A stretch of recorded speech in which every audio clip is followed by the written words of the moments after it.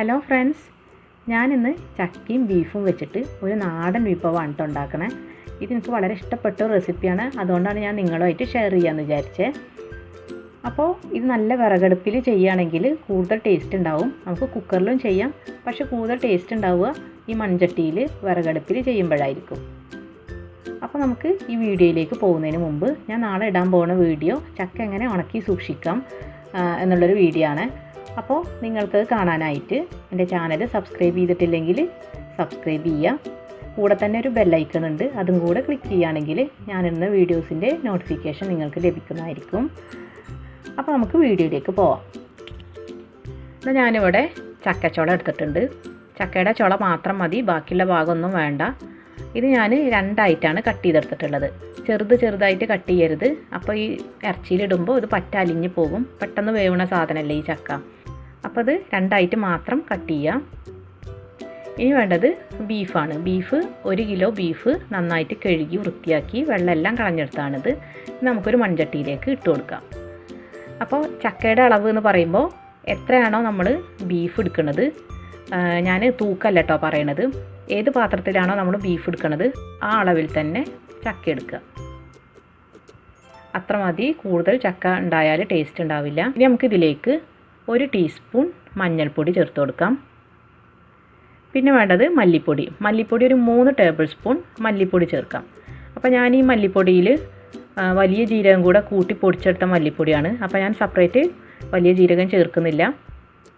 അപ്പോൾ ഇനി നിങ്ങൾ ഇതുപോലെ അല്ല ചെയ്യുന്നതെങ്കിൽ 1/2 ടീസ്പൂൺ വലിയ ജീരകത്തിൻ്റെ പൊടിയും കൂടെ ചേർത്ത് കൊടുക്കാം. ഇനി വേണ്ടത് മുളക് പൊടി നിങ്ങളുടെ എരിവിനനുസരിച്ച് ചേർത്ത് കൊടുക്കുക. ഞാനിപ്പോൾ ഇവിടെ ഏകദേശം 1 ടേബിൾ സ്പൂൺ മുളക് പൊടി ചേർക്കുന്നുണ്ട്. പിന്നെ വേണ്ടത് ഇഞ്ചി, വെളുത്തുള്ളി, ചെറിയ ഉള്ളി, ഇത് 3ഉം കൂടെ ഒന്ന് ക്രഷ് ചെയ്തെടുത്തതാണ്.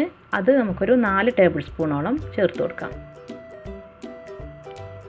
പിന്നെ ആവശ്യത്തിന് കറിവേപ്പില ചേർക്കാം. കറിവേപ്പില എത്ര ഉണ്ടായാലും കൂടുതൽ ടേസ്റ്റ് ഉണ്ടാവും. അപ്പോൾ അതിൻ്റെ ഒരു പ്രത്യേകിച്ചിട്ടൊരു അളവൊന്നുമില്ല, എത്ര വേണമെങ്കിലും കറിവേപ്പില ചേർത്ത് കൊടുക്കുക. ഇനി വേണ്ടത് ഉലുവ നമുക്ക് ഒരു 1/2 ടീസ്പൂൺ ചേർക്കാം.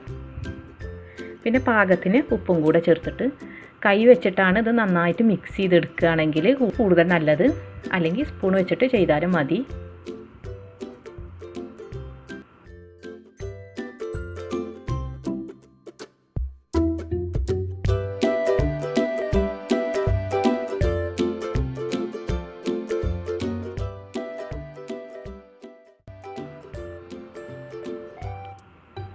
ഇതിലേക്കൊരു 2-3 പച്ചമുളക് ഒന്ന് നെടുകെ കീറിയത് ചേർത്ത് കൊടുക്കാം.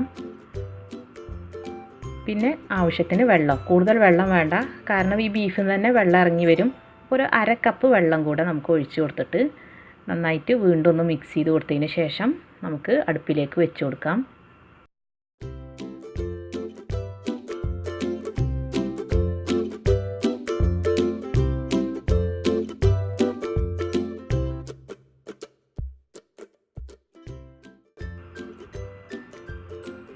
എന്നിട്ടിത് മൂടി വെച്ചിട്ട് നന്നായിട്ടൊന്ന് വേവിച്ചെടുക്കാം.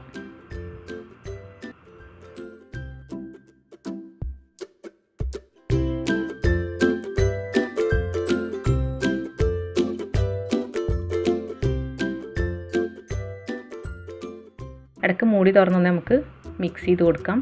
കാരണം വെള്ളം വറ്റുന്നുണ്ടോ എന്നൊക്കെ നോക്കണം, അടിക്ക് പിടിക്കാതെ ശ്രദ്ധിക്കണം. ഇടയ്ക്കൊന്ന് തുറന്ന് നന്നായിട്ട് ഒന്ന് മിക്സ് ചെയ്ത് കൊടുക്കുക.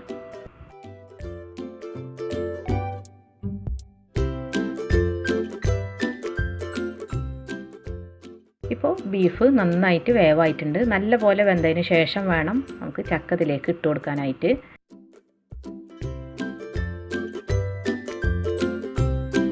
നമുക്കിതിലേക്ക് ചക്ക ഇട്ട് കൊടുക്കാം.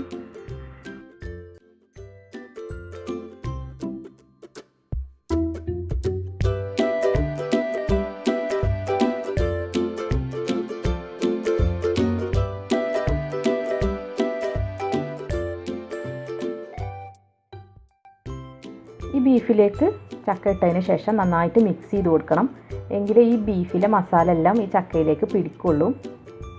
ഇനി നമുക്കിത് മൂടി വെച്ച് ഒരു 5 മിനിറ്റ് വേവിച്ചെടുക്കാം. ഇത് അധികം വേവിക്കരുത്, അപ്പോൾ ഈ ചക്ക വെന്ത് കുഴഞ്ഞു പോകും, അപ്പോൾ ഒരു ടേസ്റ്റ് ഉണ്ടാവില്ല.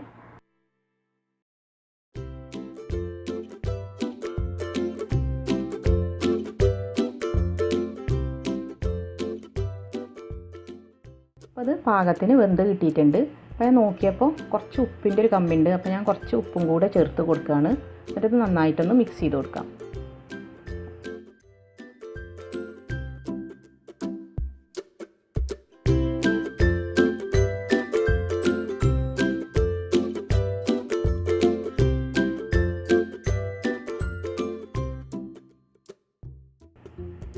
ഇനി ഇതിലേക്ക് ഞാൻ ചേർക്കുന്നത് കറിവേപ്പിലയാണ്. ഞാൻ നേരത്തെ പറഞ്ഞ പോലെ തന്നെ കറിവേപ്പിലയ്ക്ക് ഒരു പ്രത്യേകിച്ചിട്ടൊരു അളവൊന്നുമില്ല. നമ്മുടെ ഇഷ്ടത്തിനനുസരിച്ച് കറിവേപ്പില ചേർത്ത് കൊടുക്കാം.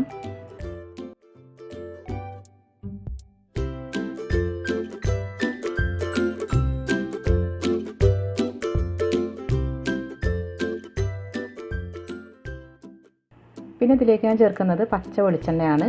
ഞാനിവിടെ ഒരു 2 മുതൽ 3 ടേബിൾ സ്പൂൺ വരെ പച്ച വെളിച്ചെണ്ണ ഒഴിച്ചു കൊടുക്കുന്നുണ്ട്. അതും കൂടെ ചേർത്തിട്ട് ഇത് നന്നായിട്ട് മിക്സ് ചെയ്ത് കൊടുക്കുക. അപ്പോൾ നമ്മുടെ ചക്ക ബീഫ് ഉലർത്ത് ഇവിടെ റെഡി ആയിട്ടുണ്ട്. അപ്പോൾ വളരെ ടേസ്റ്റി ആയിട്ടുള്ളൊരു നാടൻ വിഭവമാണിത്. എല്ലാവരും ട്രൈ ചെയ്ത് നോക്കിയിട്ട് ഫീഡ്ബാക്ക് തന്നെ അറിയിക്കുക. അപ്പോൾ ഇനി അടുത്ത പുതിയ റെസിപ്പീസുമായി വരുന്നത് വരെ താങ്ക് യു.